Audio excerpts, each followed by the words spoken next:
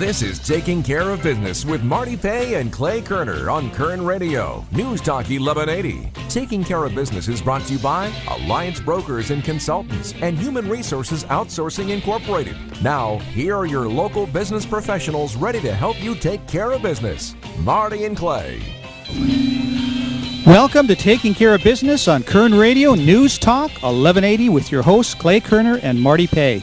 We are broadcasting live from the Bakersfield Business Conference, and what a conference it is, and what a morning we've had so far. Unbelievable, unbelievable. Yeah. This is the most exciting thing I've been to in years, and I've been to every single one of these, Marty. And you know, you've only used the quiet area with the cots 2 or 3 times this morning. I'm proud of you. Well, I can hear from there, you know. Yeah, you've been awake for most of it. So, just before we introduce our guest, what has struck you so far this morning in the conference? Well, I really enjoyed Rich Little, you know, imitating all the presidents. He was great. He was unbelievable. And then, of course, Joe Clark. Joe Clark is just the guy who ran that high school and college and threw out those 300 bastards, as he said on the stage this morning. You know, I think Joe Clark did a fantastic imitation of Morgan Freeman in that movie. Yeah, you think that's what it was? Oh, is that what it was? Well, no? Just remember, Marty, this is our most recent show. Okay. Well, you know, and then walking in here this morning and walking into the tent and seeing 10,500 Americans with waving those little flags, it's just incredible. What a great patriotic moment. That was going on when Kathy Rigby was singing America the Beautiful. Plus 1,000 volunteers. Yeah. On top of that. Oh, yeah. And who knows, even Brett's here from the radio station. You know, well, somebody's got to be here to crack the whip. So, you know, that goes without saying. We are very, very fortunate for our first guest, someone who just came off the podium, just one of the speakers today, was Bob Loewen. Bob is the president of the Lincoln Club of Orange County, where he's been a member for over 30 years. He served on the executive committee, the board of directors of the Lincoln Club. He's a passionate advocate for the rights of workers, and he's attorney in Orange County.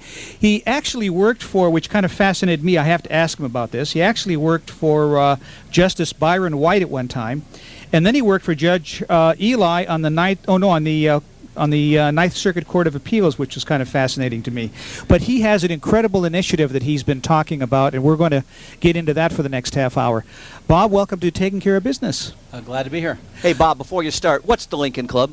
We're a activist organization that mostly supports Republicans, but we're not affiliated with the Republican Party. We were formed in 1962. Are there Lincoln Clubs all over the country? There are Lincoln Clubs all over California, but we're not affiliated with each other. Each organized itself along the same lines, but each is independent. All right. And is there any overriding thing that they stand for as a Lincoln Club? I would say by and large we stand for conservative positions, but we stand for pro-business. We don't usually take positions on social issues. We usually take positions on smaller government, lower taxes, and free markets. Okay, now that leads me to my question that I've been dying to ask you. One of a couple of questions. One is, you're a conservative, obviously. Correct. Okay. And you clerked for Justice Byron White. How was that?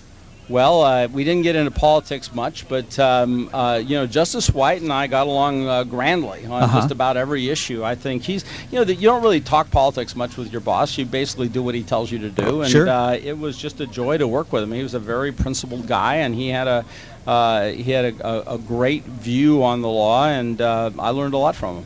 What about working on the Ninth Circuit? Justice Ely was one of the most liberal judges on the Ninth Circuit, but once again, you know, I just told him what I thought, and I told him what I thought of each issue, and he listened to that, and then he voted how he wanted to. Regardless of what you told him, right? Exactly. You know, it's funny, I don't think Clay caught this, but Newt Gingrich was talking there a little bit, and he said one of the things he would do is abolish the Ninth Circuit. Well, you know, the Ninth Circuit is different now than it was then. I mean, I was there 30 years ago, and things weren't as politicized then as they are now. I think a lot of things changed with Roe against Wade. I think there was a more overt activism by the judiciary there, although it had been building up with Miranda and some of the other things that had gone on. But I think that now judges see their role differently. I think some of the things that President Obama said about, that the judiciary should be more activist in thinking in terms of what the endpoints are of the results. I don't think that for example, the judges that I was working for, I don't even think Judge Ely thought that way, but certainly Justice White didn't think that way. They were thinking about solving the issue in the case before them a lot more than they were thinking of themselves as like a little mini legislature, which I think now some of the justices of the Supreme Court think. So it'd be safe to say that Obama is not a believer in original intent. I don't think that he actually is a believer in the rule of law. That's the biggest problem with him. I agree. Now that leads me to something I heard. I think I might have heard that this morning, that Mayor Reardon, ex-Mayor Reardon from Los Angeles, was saying that because of the power of the unions in Los Angeles, that Los Angeles is ultimately going to have to declare bankruptcy to be able to break the power of the unions. And I think you were the one that said they're spending $25,000 a student in Los Angeles.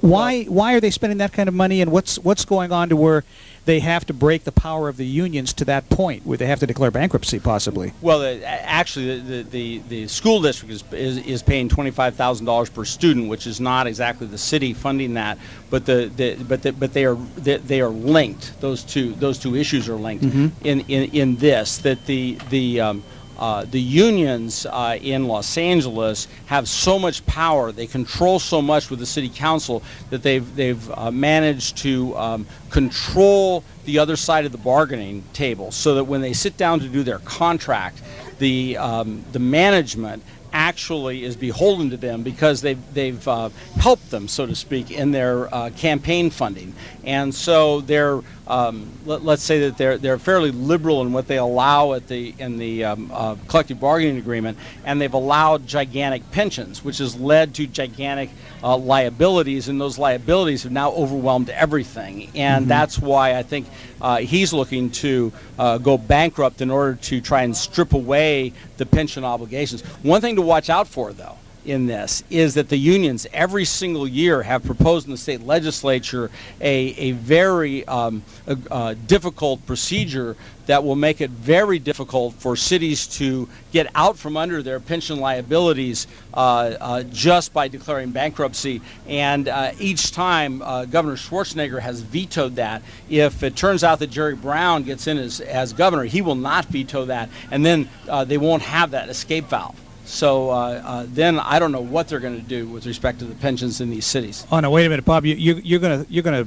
The next thing you're going to do is tell me there's no Easter Bunny and no Santa Claus. You mean Jerry Brown in the debate the other night, when he was saying he was not beholden to the unions, was not being totally forthright? Well, you have to remember that Jerry Brown in 1978 is the guy who signed the legislation that allowed the unions to collectively bargain. That's right. And it was from that moment forward that the unions got all the power that they now have, because it allowed them to essentially start this withholding of political funding from their members, which gave them all this money, which they then used in politics, which they now spend on the majority party in order to maintain their power in California.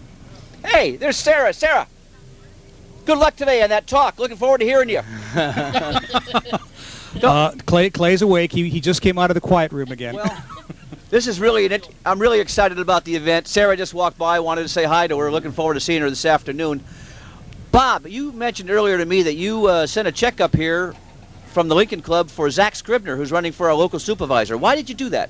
We did that because Zach has been a real warrior against the unions here in Kern County, and when he was on the city council in Bakersfield. Not very many politicians have the guts to stand up to the unions. They're so powerful. They have so much money because of this unfair advantage that they get from withholding of payroll deductions for political money, that most politicians just kind of knuckle under to them, and they do it very quietly, but they're all afraid. And Zach is a guy who's not afraid, and he stands up to them. And then the unions come after guys like that, and we want to show him that he's not alone, and that there are people that care about people like him. And so we did a little fundraiser for him, and we sent what we could up to him, even though this is a very difficult year because there's so many competitive races, and it's hard to find funds for a supervisor outside our own county. As a matter of fact, that's the first time we've ever sent money to a supervisor candidate outside our own county. So you really feel strong about the union problem we have in this country? I think if you can't fix the problem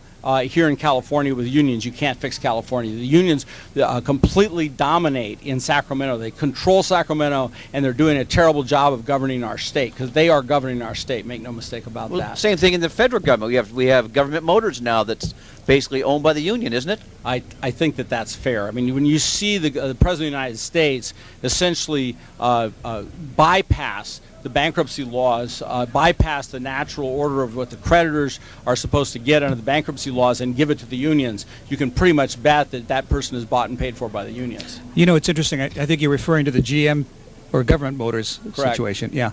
I have a friend of mine who owned a dealership at one time and has walked away with nothing. His retirement is totally gone. And we were joking about the fact that it looks like they're going to be selling stock to GM again. Can you imagine, after what they've just gone through, looking at the stock going, oh yeah, I would gladly buy stock in that company because, you know, look at what's going to happen if they get into trouble again. Well, that's a very personal choice. If you're a Democrat, you apparently think that's just fine, so you go ahead and buy some stock. I would recommend that if you're a Democrat, go ahead and do that. I'm not buying any of that myself. I definitely wouldn't. No. Something you had mentioned, I listened to your talk earlier, part of it. Something you had mentioned that kind of caught my eye. You were talking about a teacher, if you can expand on this story. You were talking about a really excellent teacher that was blocked by the teachers union. Yeah, I was actually talking about Michelle Rhee, who is the commissioner in Washington, D.C., and I was talking about a movie, and it's called Waiting for Superman. And that movie was made by an individual named Davis Guggenheim, who's quite famous. He won an Academy Award for An Inconvenient Truth, which was the global warming movie. So it's a representative of people in the progressive side of American politics have finally, woken up and said, look, we're just not going to be following the unions anymore, and they're calling the unions on the fact that they are the biggest obstacle to school reform, and public schools are just ruining the American dream for our inner city youth. And all of us believes in equality of opportunity, and you can't have equality of opportunity if your public education system is completely broken. And I would recommend that movie to anybody, and because it really shows how the public union, the two school teachers unions, are destroying any attempts at union reform. When we get back, let's talk. When we get back, let's talk about your initiative. Okay. This is KERN 1180.